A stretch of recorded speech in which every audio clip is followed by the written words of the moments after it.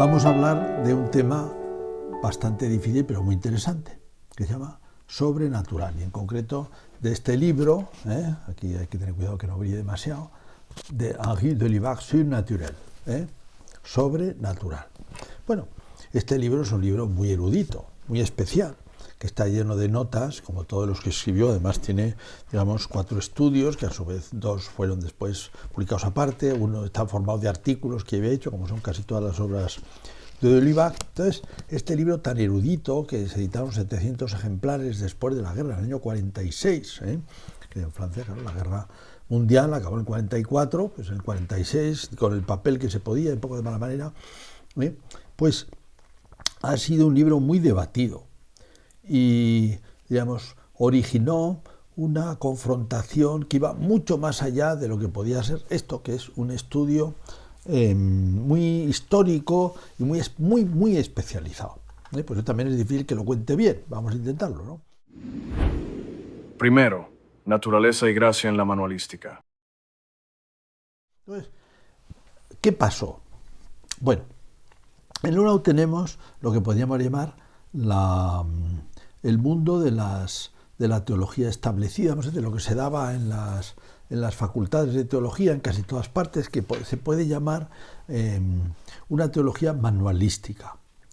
Bueno, que era la teología que se había originado en el siglo XVI, cuando se cumplieron hace 500 años. Francisco de Vitoria empezó a enseñar la Suma Teología en la universidad, que entonces no se enseñaba. Enseñaban los dominicos, pero no en las universidades. En las universidades se enseñaban las sentencias de Pedro Lombardo. Y era lo que estaba en las constituciones de Salamanca, pero a él le dejaron dar la Suma. Hizo también algunos apaños, la Suma Teológica. Bueno, la Suma Teológica, estamos hablando para entender cómo es el origen de esta manualística. La Suma Teológica es muy larga, entonces, como tiene partes, y es muy ordenada, como tiene partes ordenadas, pues se fue dividiendo en tiempos. Entonces resulta que la primera parte del año o del semestre se hablaba de Dios, como aparece en la Suma, la naturaleza de Dios, la demostración de la naturaleza, después de las personas divinas, la Trinidad, después se hablaba de la creación, después del ser humano creado y el pecado, después se hablaba de la segunda parte de la Suma, pues cómo es la felicidad humana, cómo son los actos humanos, cómo son los hábitos, cómo son las virtudes, y luego cómo son las virtudes en concreto, las virtudes sobrenaturales, etc. Entonces la segunda parte de la Suma, con sus 2 partes. Luego, como Jesucristo, persona, con 2 naturalezas, que significa todo eso, la unión hipostática, que se llama, la salvación, después los sacramentos, y después la eclesiología, pero la eclesiología no, la escatología. Pero no llegó Santo Tomás porque se murió. Vamos a decir, llegó un momento en que lo suspendió y ahí se quedó, ¿no? Pues es una anécdota sabida. Bien, entonces, eso digamos, nace en el 16, en el 17 toma forma de comentarios a la Suma, que era lo que hacían los profesores, cogían la Suma, comentarios, todos los libros son comentarios a la Suma, en cada parte, ¿no? Después se van formando de cada zona una asignatura separada, y entonces se constituyen asignaturas que conocemos, luego se añadirán algunas más, ¿verdad? Pero que nacen casi todas de la Suma Teológica, sin más. El sistema de estudios católico ha nacido de la Suma Teológica. Bueno, entonces se hacía ad mentem sanctitomia, o sea, no siempre era rigurosamente lo que decía Santo Tomás, que era la base, pero después pues cada profesor añadía las herejías que había sobre eso, las cuestiones históricas, los debates que se habían dado, bueno, y luego además hacía una cosa interesante, que era lo que constituye casi lo de mayor interés de ese método, era que fijaban las tesis teológicas de cada materia. Es decir, si estamos en Trinidad, pues tiene que decir que Dios es 3 personas y una naturaleza. Eso es una frase, una tesis. Y claro, esto en el fondo tenía la lógica de Aristóteles, que dice que la verdad se da en frases. Es verdad, si tú quieres decir algo, tienes que decir frases. Las frases son verdaderas o falsas. Afirmaciones y negaciones. Entonces el saber o se pone en frases, o si no, no sabemos lo que sabemos, ¿no? Claro. Entonces la teología también se ponía en frases. Y esto es verdadero o esto es falso, ¿no? Esto está probado, no está probado, o esto está más probado, está menos probado, esto es de fe absolutamente seguro y esto es probable, etcétera, ¿no? Entonces era como estaban organizadas las asignaturas. Por una parte, las pruebas de cada tesis, esto venía ya de antiguo, ¿verdad? Incluso el mismo sistema de las sentencias de Pedro Lombardo, sentencias significa frases, las frases de la teología, las afirmaciones de la teología, o las sentencias, o las proposiciones, en sentido lógico, ¿verdad? Se llaman de la teología. Bueno, entonces este sistema estaba montado así, ¿eh? Y luego además había tenido una historia que en este punto es importante, que es casi paralela a lo que hemos dicho. Al mismo tiempo que se estaban haciendo los manuales, en lo que es la doctrina de la gracia se creó un vocabulario y una manera de decir en el siglo XVI, ¿eh? Y tiene que ver con que Lutero, ¿verdad? El Concilio de Trento se hace para arreglar las distancias de Lutero, ¿verdad? Corregirlo, pues claro, su problema era precisamente sobre la gracia y la libertad, ¿eh? Y cómo es la salvación. Él pensaba que la gracia simplemente es el perdón de Dios y punto, y que la libertad había quedado muy dañada. Entonces el concilio le corrige. Entonces va a haber un debate a lo largo del siglo y proposiciones sobre hasta qué punto la libertad está herida o no, hasta qué punto necesita de la gracia, hasta qué punto puede hacer cosas buenas, ¿eh? Santo Tomás ya lo había tratado, ¿verdad? En el tratado en la 109 de la prima secunde, ¿eh? Lo que es la gracia y la necesidad de la gracia, le llamaba. Pero esto se había desarrollado mucho. Y entonces se había dado, para explicar esto, habían creado como un vocabulario. Entre otras cosas se distinguía. Vamos a ver. Para hablar de la gracia y de la naturaleza, primero tenemos que ver que el ser humano ha estado en tres estados. O por lo menos puede pensarse en tres estados. Estuvo al principio en unión con Dios. O sea, era el ser creado, pero estaba elevado también. Los primeros padres tenían una elevación especial de Dios, estaban íntimamente unidos a Dios por la gracia, tenían una gracia original. Después vino la caída, segundo estado del ser humano, la naturaleza caída, naturaleza elevada, naturaleza caída. Pero digamos, para entender la elevación y lo que no es la elevación tenemos que poner un tercer término, que es naturaleza pura. O sea, naturaleza, solo naturaleza. No elevada, sino lo que es la naturaleza pura. Al principio estuvo elevada, después caída, o si recuperamos la gracia, de nuevo elevada, ¿verdad? En realidad, naturaleza pura no ha existido nunca.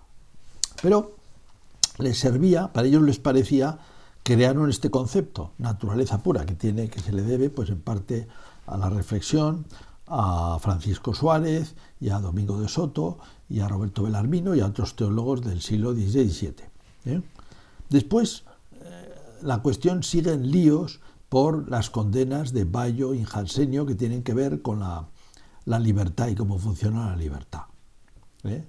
Ellos pensaban o bien más o menos empujada por la gracia o digamos empujada por la concupiscencia. Eso es un poco Jansenio, es muy simplificado, ¿verdad? Pero eso fue algunas posiciones condenadas y eso todavía complicó más la reflexión. Bueno, y se generó también, además de este concepto de naturaleza pura, que va a ser el que va a estudiar a Guido Oliva, que va a decir que no le gusta, que le parece que es un error, pero ya veremos por qué. Pues un error estratégico, vamos a decir. Y aparte que dice que no era antiguo, que era una cosa que se crea en el siglo XVI, ¿eh? Pero bueno. Además, había otra cuestión, que también nace un poquito, bueno, en el siglo XVI también, que es...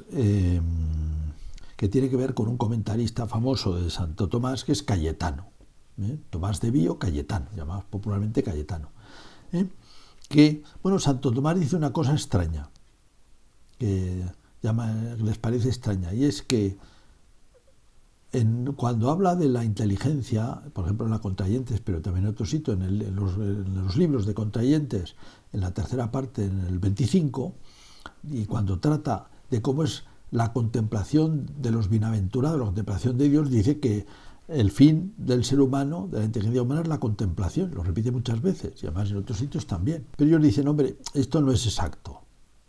No es exacto, no es así. Aquí está hablando de alguna manera. Porque si hay una naturaleza humana, tiene que tener un fin propio adaptado a la naturaleza humana. Para distinguir la gracia. Una cosa es la naturaleza y otra es la gracia. La gracia es lo que está por encima de las capacidades, o sea, de la naturaleza, que está por encima de la naturaleza, es decir, de la capacidad, lo que yo puedo hacer es lo que está por encima, pero incluso van a añadir de las exigencias o de las aspiraciones. Porque claro, si Dios me crea con unas exigencias, aunque yo no sea capaz de cumplirlas, de alguna manera me las tiene que dar, está obligado, y si está obligado ya no es gracia. De manera, si queremos, que es lo que quieren hacer, una buena definición de gracia, tenemos que decir, esto es lo que hace Roberto Belarmino, lo que hace antes Suárez, Francisco Suárez, Domingo de Soto, también todos participan un poco en la elaboración de esto, esta teología barroca que se llama. Pues es la definición de gracia lo que está por encima de las capacidades y exigencias de la naturaleza. Entonces, pues perfecto. Entonces aquí tenemos perfectamente la naturaleza y aquí tenemos la gracia. Está por encima, es sobrenatural, por encima de la naturaleza. Bueno, esto es, diríamos, como la base de discusión teológica de lo que vamos a ver. Claro, digamos, pero hay dos cosas. Uno está el método de la teología, a ver si esa teología era suficiente, y otra cuestión es esta en concreto. Las dos cosas se van a mezclar. Entonces, las personas que reaccionan ante lo que es la nueva teología, donde de Olivac se supone que es uno de sus representantes, aunque nueva teología es todo, es una categoría que utiliza Garrigou-Lagrange, que es un gran tomista, comentador de Santo Tomás, dominico, con la cual califica todo lo que se está haciendo en teología. Y bueno, es una calificación más o menos sospechosa, porque ellos se sienten atacados, este mundo se siente atacado, se siente atacado. No les gusta esto que se está haciendo, porque no siguen los métodos, no tienen la seguridad que tenemos nosotros, ya tenemos aquí todo establecido, porque están haciendo una cosa distinta, porque no pasan por aquí, porque no recogen lo que ya tenemos, te crea pues esta discusión, de manera que a propósito de este libro, que es súper especializado, pues se genera una especie de debate universal, sintomático, o sea que aquí como que está en juego todo, está en juego lo que es, por un lado, cómo hay que hacer la teología, o lo que vale o no vale en la teología, y también está en juego la gracia, o sea, lo que es la gracia, incluso lo dramatizan mucho, pues si no se trata bien, se hunde todo lo sobrenatural, se hunde la vida de la Iglesia, se hunde todo. Bueno, por eso el asunto va a adquirir un dramatismo también potente, ¿no? Bien. Pero diríamos, ya hemos definido un poco esta posición tradicional que estaba en las facultades de teología, en las facultades romanas, facultades españolas, en muchas del mundo, quizá menos en las facultades alemanas, que eran más libres y iban a lo suyo, pero diríamos, o sea, todo este sistema que ha creado unas asignaturas y que tiene unas tesis, pues una de las tesis de la doctrina de la gracia, que había nacido toda esta reflexión del Concilio de Trento y que se le da mucha importancia porque es una materia que, digamos, frente a los protestantes, pues conviene darla bien, pues esto de la tesis del sobrenatural era muy importante. Bien, ahora pasemos a hablar de la otra parte. Segundo, Henri de Lubac, 1896 hasta 1991, su formación y proyecto evangelizador. Henri de Lubac, jesuita, nacido en 1896 y muerto en 1991, muy mayor, y con una obra extraordinaria, ¿no? De una persona, pues digamos, buena, humilde, muy trabajadora, y está introducido el proceso de beatificación, o sea, una persona realmente buena y católica y todo, ninguna sospecha por ningún lado. Lo pasó mal por los ataques estos antes del concilio y lo pasó mal después del concilio, forma parte de sus méritos. Juan Pablo II lo hizo cardenal casi al final de su vida y lo consideraba un referente, lo había conocido más durante el concilio. Bueno, pero veamos un poco, contando un poquito su historia, cómo se posiciona él. Bueno, él es jesuita, entonces, pues me hacía los 18, 19 años, entonces tiene que irse a estudiar fuera, porque los jesuitas han sido en 1905 expulsados de Francia. En una de esas aplicaciones periódicas de las leyes laicistas que vienen de la Revolución Francesa, echan a los jesuitas y a los dominicos, se van a estudiar fuera. Estudian, tienen casas de formación en Inglaterra, en Cambridge también, y tienen una pequeña isla que se llama Jersey, ahí tiene un colegio, que está en el Canal de la Mancha, y ahí van a estudiar, y ahí con otros compañeros está estudiando. Entonces ahí hace filosofía, entre los años 1920 y 1923. Y allí vivía un jesuita que se llama Augustin, Valencin, diríamos así castellanizando, que había estudiado en Aix-en-Provence. Y en Aix-en-Provence había un filósofo hoy famoso, o medianamente famoso, que se llama Maurice Blondel. Maurice Blondel era un hombre singular, un hombre muy bueno también, un santo, vamos, sin lugar a duda. Supongo que cualquier día lo veremos el proceso de beatificación. Y este hombre, pues tenía una cultura moderna y tenía, digamos, sus ideas muy propias. Y sobre todo escribe una tesis que se llama La acción, que es muy interesante, porque describe el dinamismo de la voluntad. Vamos a poner un ejemplo. Yo quiero comer una manzana ahora, ¿verdad? Me apetece una manzana, quiero una manzana. ¿Qué está pasando? Mi voluntad se ha orientado a una manzana, se ha concretado en una manzana. Quiero una manzana. Volonté, voulu, o sea, voluntad querida. Mi voluntad, lo que quiero con mi voluntad es una manzana. Pero claro, mi voluntad es una cosa mucho más amplia que una manzana. Con una manzana ni queda satisfecha, ni toda mi voluntad queda expresada ahí. De manera que en el mismo acto de querer una manzana, está claro que lo mío es querer mucho más que una manzana. Hay una trascendencia sobre la manzana. La voluntad trasciende constantemente lo que quiere. A eso se llama la naturaleza de la voluntad, o la volonté voulant, la voluntad que quiere. La voluntad que quiere, ¿qué quiere? Pues todo bien es querido, ¿no? Lo máximo. Si antes hemos dicho en Santo Tomás que la inteligencia está abierta a todo el saber y por tanto a Dios, pues aquí pasa igual, claro, al final. Claro, y Blondel era cristiano, cosa rara porque era en una universidad muy laicista. Consigue sacar adelante una tesis sobre estos temas en una universidad que en general la francesa era muy laicista. Van a expulsar a los religiosos enseguida, ¿no? Y en el siglo XIX ha habido muchísimas cosas. Pero bueno, consigue sobrevivir ahí, hacer la tesis, consigue que se la pasen y él efectivamente pensaba en que la voluntad de los seres humanos, pues en su propio ejercicio se puede demostrar que está abierta a Dios, que está abierta a la trascendencia, pero eso experimentándolo uno mismo, en esa apertura de la voluntad. Realmente es un tema bonito. Y bueno, en el mismo colegio que había allí, o sea, donde estudiaban en Jersey, claro, tenían profesores mayores que diríamos que pertenecían a esta escuela manualista, que decían las tesis, que en general estaban insatisfechos, porque era gente joven que había vivido la guerra mundial, la primera, que había acabado en el 18, estamos el año, en Jersey está del 20 al 23, o sea, recién acabada la guerra. Además le han herido bastante seriamente a Delibat, tiene una esquirla que se le metió en el oído que le dará mucha guerra durante muchos años hasta que le operan bien, ¿no? Tenía muchos mareos y a pesar de todo trabajaba muchísimo, Bueno, total, que claro, había cierto ambiente entre los jesuitas jóvenes de que, bueno, pues de enterarse de cosas más interesantes, y había una gran preocupación de reevangelizar el mundo moderno. O sea, después de la catástrofe de la guerra, la sensación de hundimiento de todo. Entonces, querían encontrar cosas jugosas que permitieran evangelizar. Y claro, muchas veces estas clases, bueno, seguras, pero no eran muy bonitas.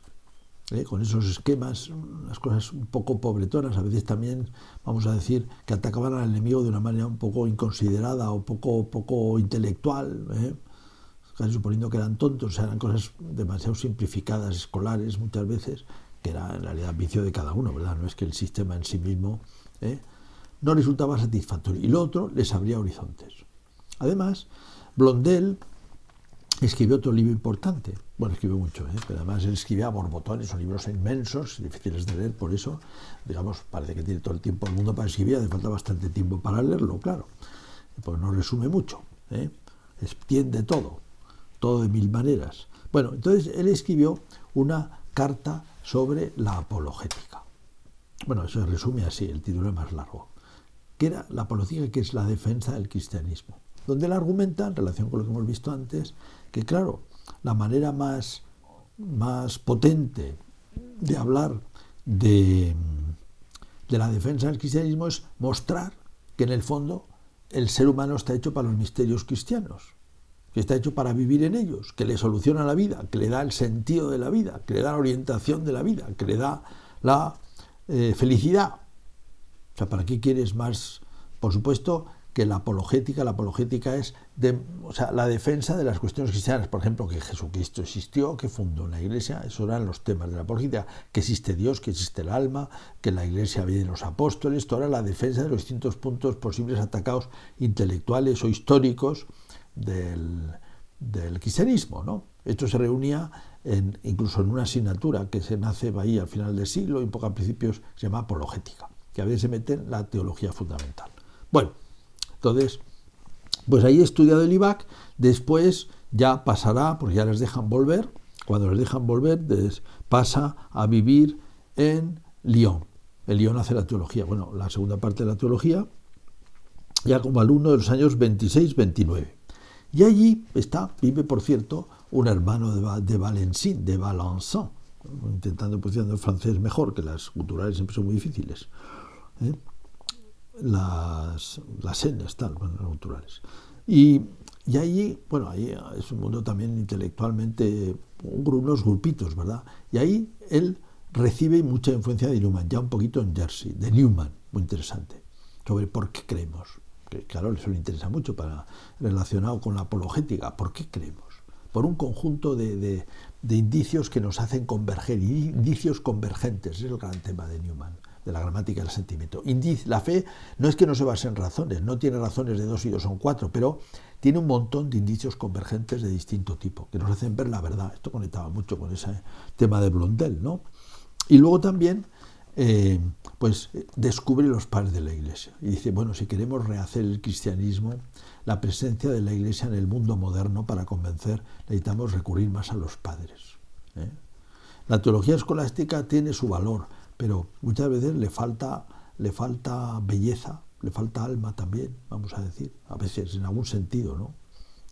Y en cierta manera la teología escolástica suponía que ya la teología patrística estaba superada y estaba una cosa antigua, que ha sido superado mejorándola, porque tenemos mejores conceptos, una manera de decir las cosas más ordenada, más clara, más sistemática, y ellos pues no, ya estaba. Pero claro, en estos años se descubre la belleza y el interés de muchas tesis de los padres, empezando por San Ireneo de Lyon, el admirable intercambio, por ejemplo, o la recapitulación en Cristo, no lo desarrolló para no perdernos, ¿verdad? Pero se crea un grupito que quiere, y él va a participar en ese grupo de gente que va a editar Padres de la Iglesia con Danielou, por ejemplo. Va a empezar, después de la Segunda Guerra Mundial, lo van a conseguir, van a empezar a editar toda una serie que se llama Sus Chrétiens, hasta el día de hoy. Existe. Bueno, entonces, pues él termina la teología, sale un año a Pagué Lemonial, me parece, a estar un año, pero resulta que este tal Valença se tiene que ir o quiere irse, y le piden si por favor, estaba recién salido, lo que sabía de teología, si él puede dar las clases que daba Valençon en el Instituto Católico, no a los jesuitas, sino en el Instituto Católico, que era el único jesuita que daba clases en el Instituto Católico. Le piden que le sustituya. Bueno, pues él, que probablemente era un poco lanzado, se atreve, aunque todavía no tenía tanta formación, a dar lo que le piden, y le piden además 2 cosas, que dé teología fundamental, que hemos dicho que incluye la apologética, y historia de las religiones. Todo eso va a dar mucho fruto en él, y le va a hacer mucho pensar en cómo llegamos a la fe en Dios, cómo nos hacemos cristianos, aparte de la teología fundamental. Y luego, claro, lógicamente, a un señor que le encargan teología fundamental y que acaba de pensar, digamos, a tener dentro, porque él incluso ha conocido a Blondel, lo ha tratado, le ha escrito, le ha visitado, o sea, que tiene metido dentro el tema de la apologética, y dice, pues es lo que tengo que explicar, ¿no? Desarrollar. De hecho, le piden que dé la primera, en el Instituto Católico, que dé la lección inaugural de 1930, y lo llama apologética y teología, así lo llama, es el año 30. Luego, ojo, el año 32 ha escrito un artículo largo, son los primeros, sobre sobrenatural, sobre la historia sobrenatural, porque quiere entender bien esto, de dónde ha venido esto, y la separación, de dónde ha venido. Y el siguiente va a ser, atención, el siguiente artículo sobre el deseo de Dios en Santo Tomás, el año 36. Bueno, ahí está muchos años dando clase de teología fundamental, le pilla la guerra, y claro, él tiene esto dentro, y poco a poco lo va desarrollando, va estudiando. ¿Por qué? Porque le parece que ya le parecía a Blondel que la división en 2 órdenes justifica el laicismo. O sea, si tú dices que lo sobrenatural es una cosa añadida, superpuesta a lo natural, pues estás justificando la propuesta laica que te dice lo religioso es un tema privado y no nos hace falta en la vida pública. La vida pública es, digamos, por decirlo en esos términos, lo que es lo natural y punto. Lo demás pues es una cosa privada que cada uno verá y bueno, pues si no cree, pues muy bien, pero no tiene que influir en la vida pública. Aquí estamos en el mundo natural, con sus leyes naturales y con sus soluciones naturales y punto, ¿no? Y pues si tú aceptas esto, esa división, entonces por eso está tan inquieto y quiere demostrar, quiere estudiar cómo se ha producido esto, porque esto no estaba en Santo Tomás. Entonces, cómo se ha producido que haya dos órdenes con dos fines y cómo se ha producido ese concepto de naturaleza pura que parece justificar que pueda haber esos dos órdenes así. Bueno, esto lo desarrollo. Entonces, aquí va a aparecer este libro.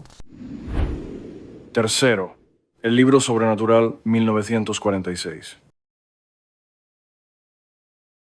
Está compuesto de artículos que él había hecho antes y que termina en el 46, o sea, después de la guerra, hemos dicho antes, con un papel, en fin, como se puede, incluso una parte escrita en un papel, escrita, publicada en un papel, y otros los papeles que había después de la guerra, los que podían conseguir, ¿no? 700 ejemplares. Bueno, entonces, atención, el libro tiene 4 partes, o sea, son artículos que ya había escrito, que son reformulados, desarrollados. La primera parte se llama Agustinismo, y Bayanismo, o sea, sobre Bayo y Jansenio también. Esa cuestión que hemos dicho antes, que viene después de Lutero, sobre las capacidades de la naturaleza y las que no, y la definición, aquí es donde aparece la cuestión de la naturaleza pura, que a él le parece que es una creación del siglo XVI que no hace falta, que confunde más bien, ¿no? Bueno, después tiene otro grupo de artículos, que aquí todavía no hemos dicho nada de eso, que es Espíritu y Libertad, eso lo hemos hablado directamente, que es... lo reformula también, espíritu y libertad. La cuestión es, bueno, el espíritu humano, el espíritu como tal, es imagen de Dios, esto lo argumenta Santo Tomás también así, y está ordenado aquí pues al conocimiento y al querer, por tanto está ordenado a Dios. Justifica eso. Y la libertad, que es señal de Dios, pues tiene esta orientación también, y el amor, ¿no? Después la tercera parte es el estudio histórico del sobrenatural, que luego será separado y aumentado en un gran artículo y en un libro que se llama El misterio sobrenatural, más adelante, ¿no? Y la cuarta parte son artículos varios donde está también el tema del deseo natural de Dios en Santo Tomás, ese debate que habíamos mencionado, ¿no? ¿Cómo es posible? Si hay dos órdenes, que Santo Tomás parece que habla de un deseo natural de la contemplación. Todos los matices que habían hecho, corrigiendo más o menos el propio Cayetano a Santo Tomás, ¿no? Para mantener el tema de los dos órdenes. Cuarto, reacciones al libro y consecuencias. Bueno, salió el libro. Entonces, fue visto en estos dos planos que hemos dicho. En realidad tiene 3, ¿no? El plano erudito, que es, bueno, ir viendo hasta qué punto están bien justificadas las tesis históricas. Después, el plano, vamos a decir, de confrontación de dos tipos de teología, porque se sintieron atacados. Lo metieron en el conjunto de cosas que se estaban moviendo, y dijeron, bueno, estos están atacando el sistema que ya tenemos establecido. Y lo veían ellos como, estos señores hacen historia y de alguna manera consiguen que entonces los conceptos no sean como habíamos conseguido que fueran, que es seguros, estables. Al hacer historia estamos cayendo, y al estudiar todo de un punto de vista histórico, a un relativismo, que las cosas van cambiando en la historia. Y así no podemos tener estas verdades que hemos dicho en las cuales se fundamenta nuestro sistema. Y luego además se sienten atacados, porque, claro, todo este mundo también mostraba la insatisfacción ante ese modo de hacer teología que parecía llegar poco a la gente, satisfacer poco los deseos. Y además eran acusados de extrinsecismo, y eso es el tercer punto, que es la doctrina de la gracia. Ellos sienten atacados, dicen, si atacamos los dos órdenes se cae la gracia entera. O sea, ya no es la cuestión histórica con todos los matices, sino lo ven así. O sea, poner en duda la separación de los dos órdenes, que ya hemos dicho que no viene de Santo Tomás así, ¿verdad? La visión exacta. Hay una naturaleza con su fin, la naturaleza humana, y hay un fin sobrenatural que Dios añade. Claro, estos decían, eso justifica el laicismo. Y estos encima, claro, precisamente esto que estoy diciendo, que es lo que pone de Oliva como conclusión.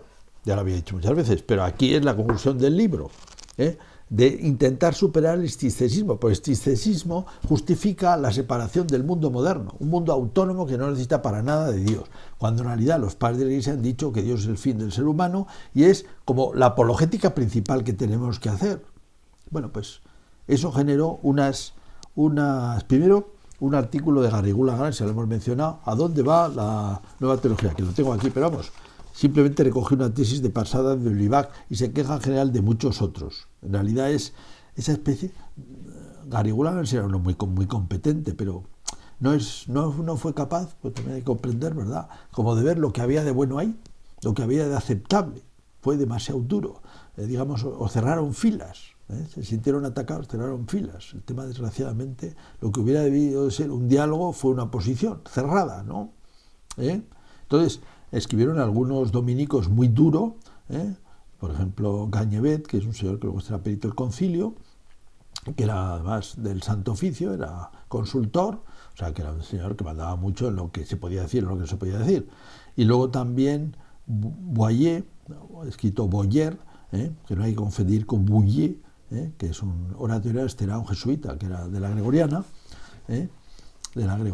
y él, digamos, pues un hombre muy considerado y que pertenecía a este sistema, diríamos, de la teología manualística, ¿no? Y que dice que, bueno, que está hundiendo el orden sobrenatural y que eso es hundir la Iglesia. Claro, crear un ambiente muy duro, o sea, muy fuerte. Y en 1950, Pío XII querían que se hicieran los documentos condenando, pues, los errores del mundo moderno. Bueno, y después de muchas idas y vueltas, se acabó haciendo una encíclica Pío XII, pero Pío XII no quiso poner ni nombres concretos ni anatemas concretos. Simplemente dijo unas cuantas cosas. Y en este tema dijo que otros desvirtúan el concepto del carácter gratuito del orden sobrenatural, pues defienden que Dios no puede crear seres inteligentes sin ordenarlos y llevarlos a la visión beatífica. Decían, bueno, esto es del IVA. El IVA decía, bueno, yo no he dicho eso. Yo nunca he dicho eso. Yo he dicho que Dios podía haber creado lo que quisiera.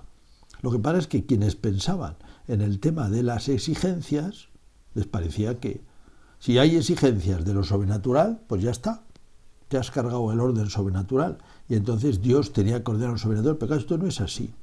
Porque, quizá no lo he explicado, no me acuerdo ya si lo he explicado del todo bien antes, porque una cosa es, las exigencias son exigencias, como hemos visto en Blondel, indeterminadas. ¿Yo qué quiero? Todo. Yo quiero la felicidad, pero no sé cuál es. Si no me lo han dicho, no sé cuál es la felicidad humana. Mi felicidad está abierta, pero ¿exigencia de qué? Pues de felicidad. En todo lo único que lo puede colmar es Dios. Y la inteligencia, como dice Santo Tomás, lo único que puede colmar es Dios, no hay otra cosa. Solo puede ser Dios. Pensar en una especie de digamos, para ir tirando por este mundo, de fin natural, para ir tirando por este mundo y hacer algo, pues bien, ahora, en el fondo, ¿qué aspiro? Mi inteligencia aspira a Dios. Pero, por eso la definición no era buena, porque exigencias, la exigencia no determina el objeto. No sabe cómo es el objeto. El objeto es mucho más, que mi exigencia está abierta, y por supuesto, Dios podría buscar alguna buena fórmula y no haberlo elevado. ¿Por qué no? Que lo elevas por la bondad divina, no porque tuviera ningún tipo de exigencia. Podría haber creado un ser con inteligencia, bueno, que se quede por aquí, se muere y se acabó, ¿no? Por ejemplo, ¿no? Se quede el mundo de los muertos, por ejemplo, ¿por qué no? En realidad, o sea, las dos cosas se mezclaron. Es decir, un sistema que se siente atacado, una cuestión doctrinal donde se ponen durísimos y dice, no, esto hunde todo. Hunde todo. Claro, la tensión provocó también que Henri de Oliva fuera retirado de la enseñanza. No sé si fue una indicación de Pío XII, o sea, todo se hizo sin, vamos a decir, sin papeles, vamos a decir, sin cosa pública, sino sencillamente un día se le comunicó, mire, mejor que se dedique a otra cosa, una temporada, y ya está. O fue simplemente una medida de prudencia de la compañía, yo no lo sé, se sabrá, pero yo no lo sé.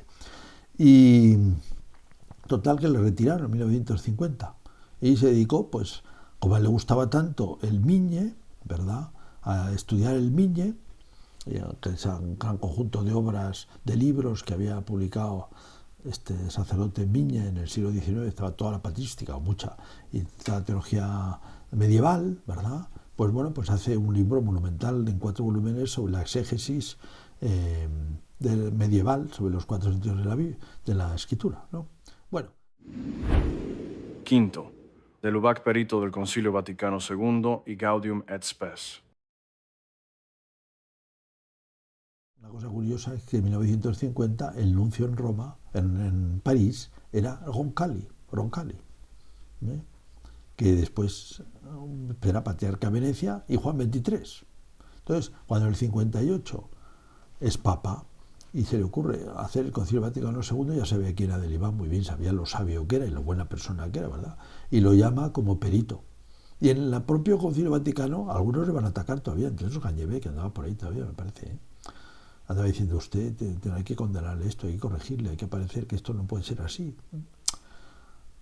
Bueno, fue lo que pasó, ¿eh? Quizá hubiera sido deseable que fuera de otra manera, ¿verdad?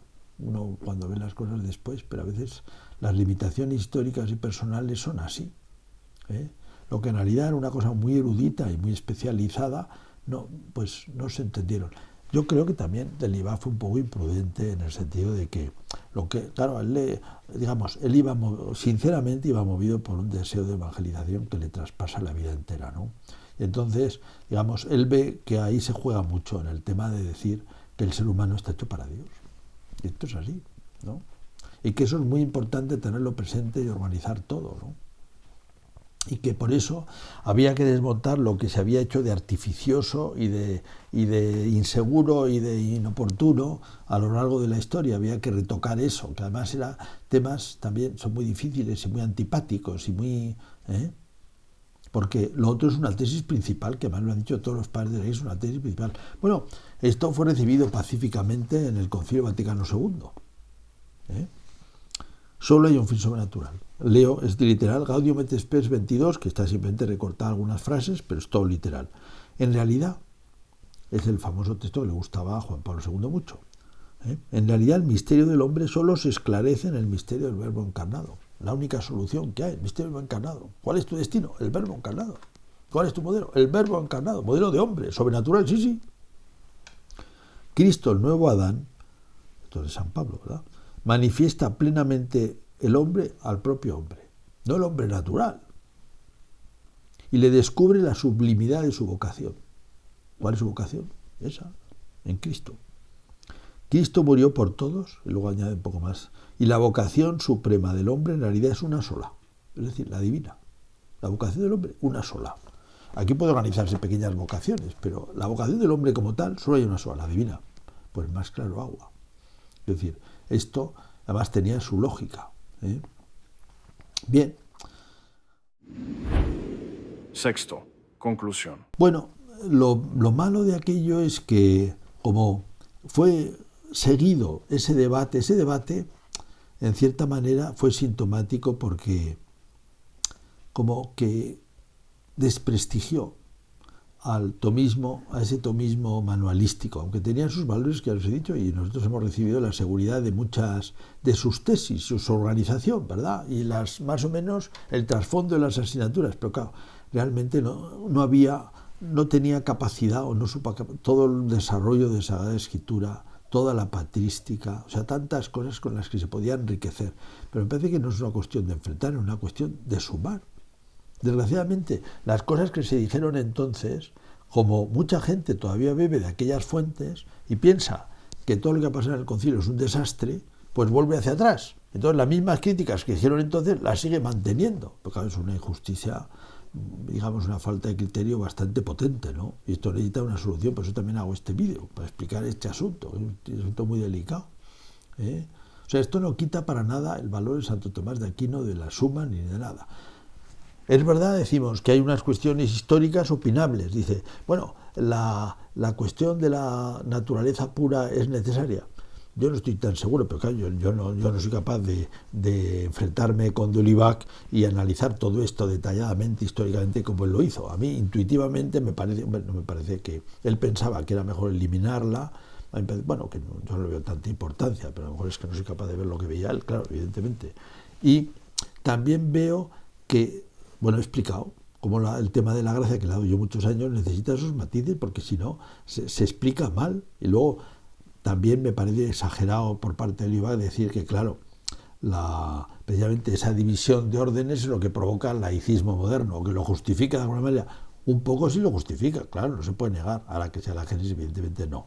Eso hirió mucho, o sea, que encima cargara con el tomismo escolar, cargara con la culpa de cómo se ha originado el mundo moderno, pues claro, le sentó bastante mal. Pero bueno, por las cosas que pasan en la vida, donde se mezclan, ¿verdad?, grandes cosas, el deseo de que era que sigue pendiente esto, ¿no? ¿Cómo evangelizamos al mundo moderno, a ese mundo que se quiere separar, pero que no se puede separar, porque acabamos de leer el Concilio Vaticano II, Cristo es su fin. Pero bueno, la vida intelectual consiste, percibiendo las diferencias, en sumar. Yo también es lo que he querido hacer así. A mí no me parece, o sea, a veces se presentan las cosas como una especie de batalla. Bueno, para darle un poco de interés al asunto puede ser, pero a mí no me parece que en estas cosas hay buenos y malos. Vamos, en estas en concreto, no puede haber gente más acertada, menos acertada, acertadas en un punto. Incluso hay un principio escolástico, que también lo vivía Santo Tomás, que es a cada parte hay que darle la razón que tiene. La razón que tiene. O sea, que estamos hechos para Dios es evidente. Que el fin sobrenatural es evidente, que eso tiene un alto valor exegético, como ha mostrado el concilio, es evidente. Que al mismo tiempo la teología de la intratesis, pues también es evidente.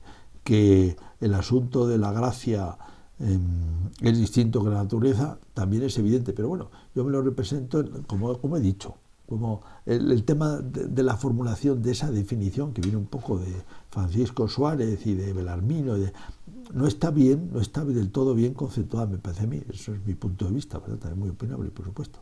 Bueno, pues aquí hemos visto las complejidades y, digamos, los trasfondos que ha habido en esto, que ha sido un gran tema. A ver si sirve para explicarlo y para no mantener esa penosa, vamos a decir, ataque y ese penoso prolongación de una batalla, ¿verdad? Aquí estamos para transmitir el Evangelio. Puedes encontrar todas las series ordenadas y mucho más material sobre teología y pensamiento cristiano, así como artículos, presentaciones PowerPoint, reseñas y libros, visitando la página web cuyo enlace está en la descripción de este video.